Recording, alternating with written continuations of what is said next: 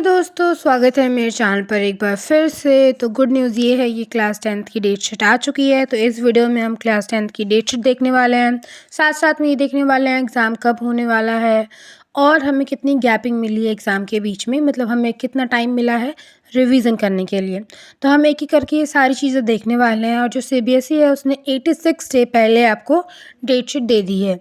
तो अब आपके पास 86 डे हैं पढ़ाई करने के लिए और प्रिपेयर करने के लिए एग्ज़ाम के लिए। तो चलो वन बाय वन देखते हैं आपका डेट शीट, कौन सा सब्जेक्ट का एग्ज़ाम कब है। तो सबसे पहला आपका एग्ज़ाम है इंग्लिश का, जो है 15 फरवरी 2025।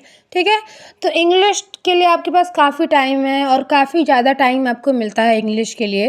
ठीक, उसके बाद है 20 फरवरी को आपको है पेपर है साइंस का। ठीक है, और उसके बाद है 22 को आपका संस्कृत का। बहुत सारे बच्चों का संस्कृत का एग्ज़ाम नहीं होता है क्लास 10th में, लेकिन बहुत सारे बच्चों का होता है, तो वो भी मैंने इंक्लूड कर दिया है। 25 को है आपका सोशल साइंस का एग्ज़ाम। ठीक, 28 को है आपका हिंदी का एग्ज़ाम और 10 मार्च को, क्योंकि आपको बहुत टाइम मिल जा रहा है, मार्च में आपका मैथ्स का एग्ज़ाम हो रहा है। तो ये सारे आपके मेन सब्जेक्ट हो गए। ठीक है, और लास्ट एक और है कंप्यूटर साइंस का, जिसको IT भी बोलते हैं। वो एग्ज़ाम है आपका 18 मार्च 2025 को। तो ओवरऑल देखा जाए तो आपका डेट शीट एकदम सही है। ठीक है, और आपके पास बहुत सारा टाइम है। ठीक, तो आपको क्या करना है, आपको इस डेट शीट को नोट डाउन कर लेना है और जहाँ पे भी आप पढ़ाई करते हो वहाँ पर आपको लगा देना है। ठीक है, ताकि आप जब जब देखो तो आपको आपकी डेट शीट याद आ जाए और आपको ये याद आ जाए कि आपको पढ़ाई करना है। तो यार, जो आपकी एग्ज़ाम की टाइमिंग है वो 10:30 AM से 1:30 PM तक है। ठीक है, मतलब आपका पेपर जो होगा वो 10:30 पर स्टार्ट हो जाएगा। तो आपको 1 घंटे पहले सेंटर पे पहुंचना होगा, जो आपके स्कूल वाले आपको बता देंगे। ठीक है, याद रखना 1 घंटे पहले पहुंच जाना। ठीक है, क्योंकि ये बोर्ड का एग्ज़ाम है, अगर आप लेट हो गए तो आपको एंट्री नहीं मिलेगी। तो यार, अब देखते हैं कि आपके पास कितना टाइम मिला है, मतलब कितने डेज़ मिले हैं एग्ज़ाम के बीच में जिसमें आप रिवीजन कर सकते हैं।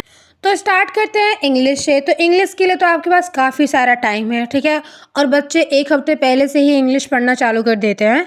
तो इंग्लिश की तो कोई डरने की बात नहीं है, क्योंकि उसमें आपके पास बहुत सारा टाइम है। ठीक है, उसके बाद 25 को आपका साइंस का पेपर है, जिसमें आपको मिलेगा 4.5 डेज़ का गैप।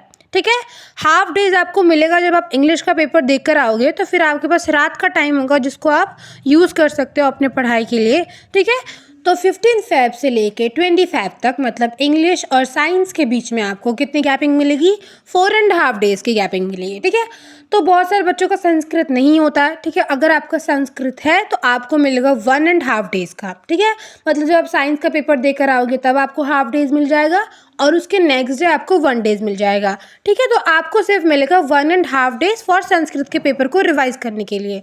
ओके, लेकिन अगर आपका संस्कृत का पेपर नहीं है तो आपको क्या मिलेगा, आपको सोशल साइंस के लिए बहुत सारा टाइम मिल जाएगा। ठीक है, देखो, अगर आपका संस्कृत का पेपर है तो आपको मिलेगा 2.5 डे। ठीक है, और अगर आपका संस्कृत का पेपर नहीं है तो आपको मिलेगा सोशल साइंस के लिए 4.5 डेज़, जो कि बहुत है सोशल साइंस को रिवाइज करने के लिए।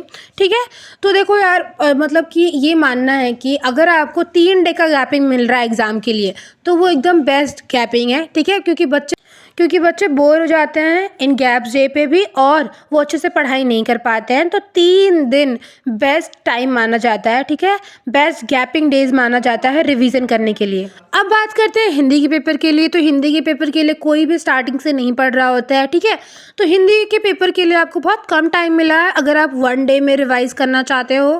ठीक है, मतलब आप अपना पूरा सिलेबस कंप्लीट करना चाहते हो तो उसके अकॉर्डिंग टाइम कम मिला है। तो आपको मिला है 2.5 डेज़।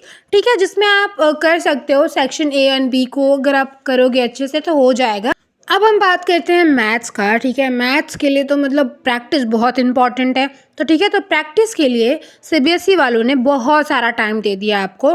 10 मार्च को आपका पेपर है और गैपिंग आपको मिली है 12 दिन की। ठीक है, 12 डेज़ बहुत होते हैं प्रिपरेशन करने के लिए, प्रैक्टिस करने के लिए। अगर आप हर दिन एक एक चैप्टर की भी प्रैक्टिस करोगे तो भी आपकी प्रैक्टिस बहुत अच्छे से हो जाएगी। ठीक है, या फिर अगर आप स्टार्टिंग से भी सिलेबस करना चाहोगे तो भी आपकी प्रिपरेशन बहुत अच्छी हो जाएगी। और अगर आपका मेन सब्जेक्ट है तो आपका पेपर ख़त्म हो जाएगा मैथ्स के पेपर का ही, मतलब 10 मार्च को आपका पेपर ख़त्म हो जाएगा। लेकिन अगर आपका कंप्यूटर साइंस है तो आपका पेपर 18 मार्च को ख़त्म होगा। और कंप्यूटर साइंस के लिए आपको मिल रहा है 7.5 डे। ठीक है? तो वो भी आपके लिए बहुत ही इनफ टाइम है और आप अच्छे से प्रिपेयर कर सकते हो, ठीक है? तो all the best for your exam and अच्छे से इस डेट शीट को नोट डाउन कर लो, ठीक है? और 85 डेज़ आपके बचे हुए हैं, अभी आपके हाथ में है, तो आप अच्छे से प्रिपेयर कर सकते हो। अच्छे से प्रैक्टिस, अच्छे से रिवीजन करना, आपका एग्ज़ाम बहुत अच्छा जाएगा। और मेरे चैनल को सब्सक्राइब कर लो, ठीक है? 85 डेज़ का प्लान जानने के लिए और प्री बोर्ड्स के बारे में सब कुछ जानने के लिए, ठीक है? तो प्लीज़ सब्सक्राइब कर लो। मैं मिलूँगी आपको एक अगले वीडियो में, तब तक के लिए टेक केयर, बाय बाय।